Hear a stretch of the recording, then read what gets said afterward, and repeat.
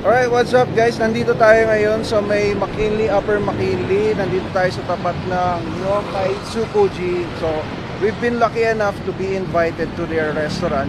So, nandito tayo ngayon para i-try out kung ano yung mga authentic Japanese delicacies nila na sobrang interesting sa mga design pa lang ng preparation nila. I'm really excited to try out their menu and all the food that they will serve us tonight. I'm sure it's gonna be a great experience for us and I am excited to try out what they have here. So guys, samahan nyo kami sa Japanese food adventure dito sa Nihonkai Tsukiji. Alright?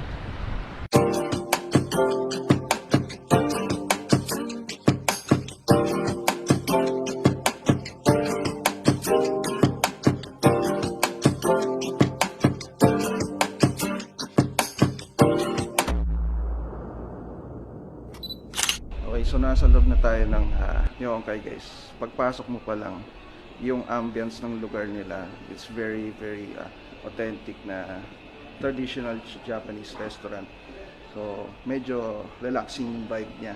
Ito actually dito, ang ganda ng area kasi para ka talagang solo kayo dito sa medyo private area. Tapos nasa floor seating kayo, parang si Japanese, traditional Japanese restaurant talaga. So mamaya